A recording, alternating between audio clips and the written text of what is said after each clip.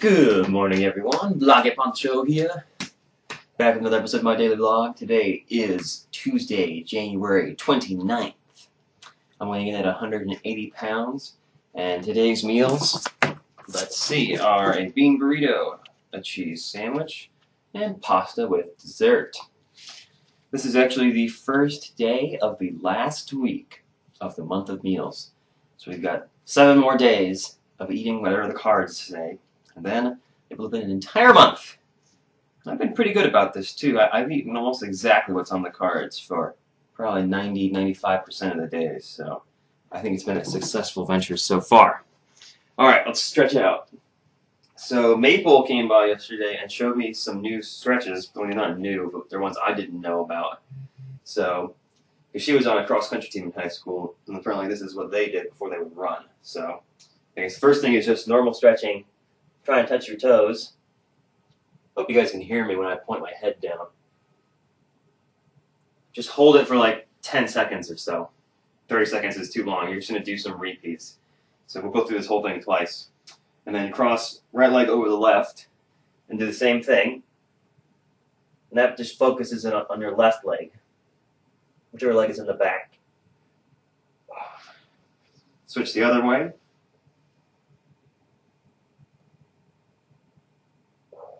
What an exciting video, right? Okay, what else was there? Oh, I've already forgotten. That's so embarrassing. There was like 6 more. Oh yeah. Feet wide apart. You just go straight down in the middle.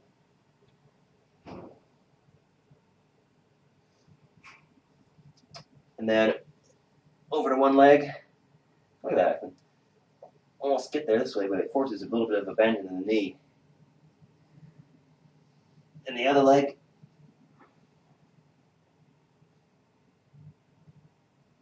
Whew. Whew, okay. And then take a leg up like this. Stretch out the front of your leg. I guess it's your quadriceps in the front there. Good to have a wall to lean on. Whew. Part of this is that I'm tuckered out from PE yesterday. Oh gosh, that's so hard for me. I can barely even pull that leg up because I'm not flexible at all.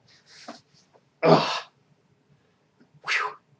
Yeah, so this is tough because I'm tuckered out from PE yesterday. I have soccer for my PE credit that I need to graduate. Whew. All right, then we'll go through the whole thing again. I think I'm probably forgetting one. Oh yeah, one leg in front of the other, and just lean forward to stretch out the back of that back leg.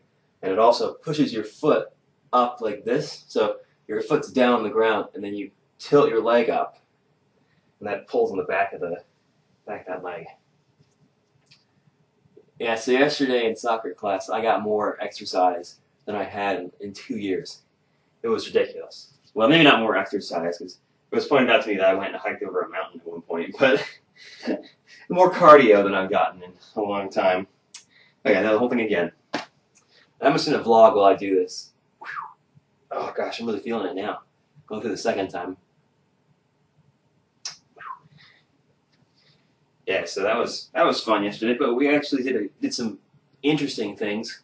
We attempted a 3-person weave, which I don't know if you know what that is in soccer, but my knowledge of knots and stuff I should make a video about knots sometime.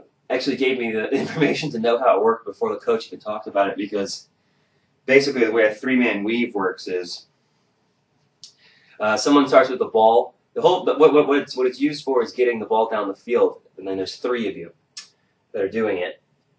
Whew.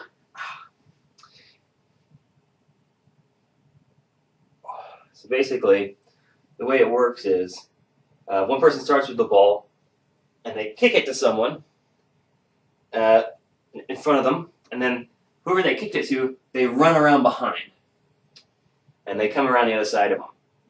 So you kick the ball to the guy off to your left. So I kick the ball to the guy to my left. He gets the ball. He starts moving in. I go out behind him, and then he kicks the ball to the guy on the right. He runs behind the guy on the right, and then the guy on the right kicks it back to me and runs behind me. And then we repeat. Same thing over and over. So whoever has just had the ball Oh, this might be a good stretch to do as well for my knees. But whoever has the ball catches it, moves to the middle, and then kicks it behind, or kicks it, not behind, kicks it to the guy on the other side from where it came from, and then runs behind them and repeats the pattern. Gosh, I actually feel like I stretched out. Man. So we're going to be doing that every day, and eventually it won't even be on screen. I'll just do it before I make the video. But I figured today I'd show you all the stretches, and if I come up with any more, or if Maple lets me know about any more, I'll put them in. So I'm sure I forgot one, so sorry, Maple. My memory is not good. Plus, I was about half asleep yesterday, which you told me then, because I just got back from PE, and then I went and had a huge dinner, so I had that food coma thing going on. Yeah, so, what next? Today's topic. I wanted to talk about video games today. Is that alright? Because, man, it's been weird. For the past about 3.5 years now, I've been making LPs, and the general result of that is that I've had less time to play video games just for my own personal pleasure. And I still found time to go through it. You know, I beat Skyrim again while I was doing the Impossible Creatures LP. I went through and did, what was that other game I was playing for a while? I beat New Vegas and a couple of the expansions back last year, and that was probably never even mentioned. And just things like that. So I haven't had a whole lot of time to do those personal LPs, but occasionally I get to go through a game or two. And when I make an LP, I really enjoy it. For me, it's hard to say if it's better or worse than playing by myself, because it's definitely more fun and more rewarding in terms. This is what fun and rewarding look like. I talk with my hands so much, but I have no idea what these hand motions mean. I watch these videos and just think, what am I doing? Like, it's fun and rewarding. Like, what the heck is this? I have no idea. It doesn't mean anything. It's just what my brain thinks, like I'm turning over an idea or something. I don't know. Anyway. This is going off the rails. So video games. So when I make an LP, I enjoy playing the game. I get an opportunity to make fun of the game or to appreciate the game or talk about how great a game is. I get the opportunity to tell people about how awesome Morrowind is, or just for example.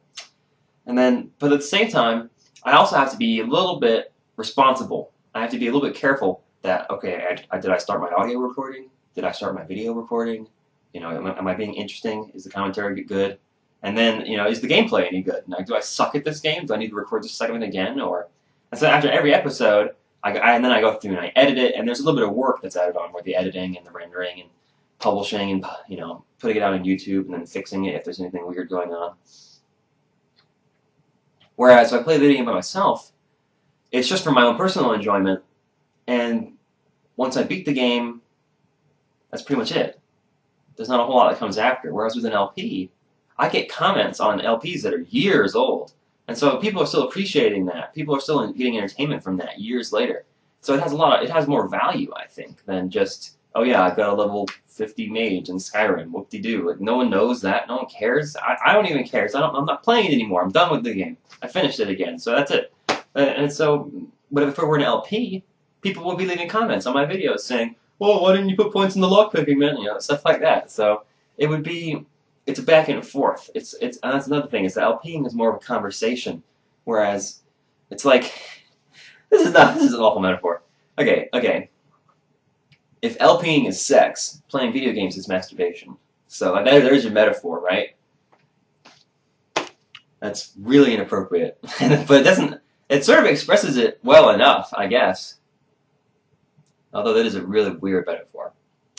So what I wanted to talk about specifically, and why I thought of this, is that I'm more excited. Yesterday, I was having a very stressful day, and I realized I was doing something that I haven't done for years.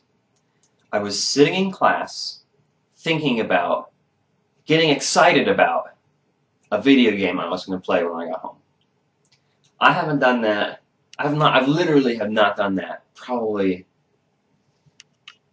gosh, since freshman year. It's been like 3 years since I've done that. Maybe even high school. I don't remember exactly, but because I have 3 LPs or 2 LPs and a race coming up planned before we start into the viewer cycle side LP main LP sequence, where I'm so excited about all 3 of these games, and I didn't think that when I write down my list of games that I want to play and the list of games I wanted to LP 3.5 years ago, I've pretty much LP'd every single game on that list besides Majora's Mask, which is not one of the games I'm talking about. And so it's like, oh, I've already done all my childhood favorites, and now it's just I have to find some new games that are interesting, or games that I never played as a kid, like Ratchet and Clank or whatever. And so I'm sort of expanding out more, and it means that for me, playing a game that I didn't play as a kid makes it a little harder on the commentary because I don't know exactly what's coming on. And if it's a new game where I've done a practice run, it's right in the wrong place in terms of commentary because I don't have childhood memories, but it's also not a blind LP. So it can be difficult to make those more interesting, whereas blind ones are fun because you have legitimate reactions to things, and then games you played 100 times are fun because you have so much to say about them, and you have memories of that one time that you were just about to beat Dr. Shemp, and Mom said you had to go and do the dishes or whatever, and you got, or whatever. You get these memories from your childhood, and you can remember when big events happened, what game you were playing. So I don't know what I'm talking about anymore. I'm rambling. But what I wanted to say is that I'm more excited about video games now than I've been for years, and it's very satisfying because I'm really excited for the next 3 LPs that are coming along. Of course, we have some more stuff to do in the ones we're in right now before we cycle on over to those. But that's all. That's neither here nor there. I'm done rambling, so leave a comment if you know any more stretches I can do, or if you want to tell me about what a video game you're currently excited about. Maybe it's one that's about to come out or something. And thanks for watching. See you guys tomorrow morning.